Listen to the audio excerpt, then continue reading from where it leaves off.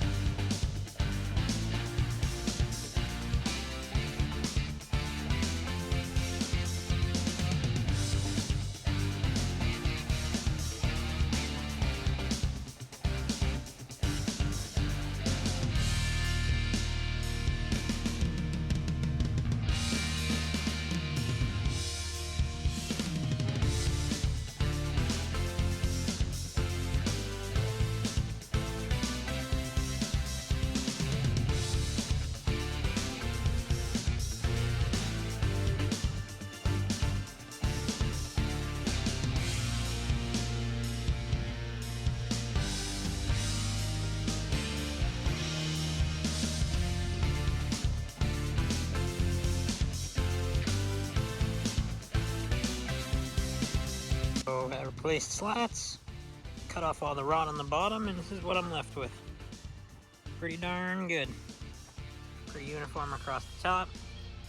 Not too shabby. I will go after it with a power washer and clean off all the moss and mildew and all this stuff down here. But for free, it's pretty darn nice. It'll look pretty good.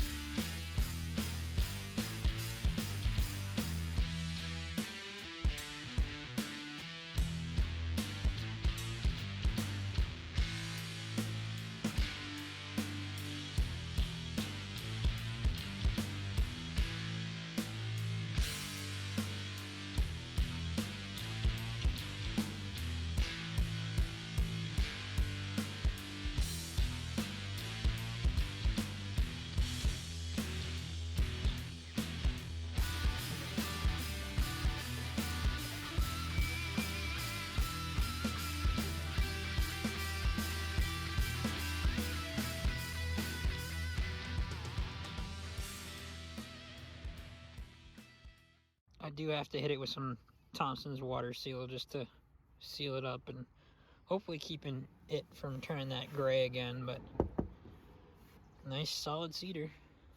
I like it. It's a little bit torn up here and there, but that's a big knot, obviously.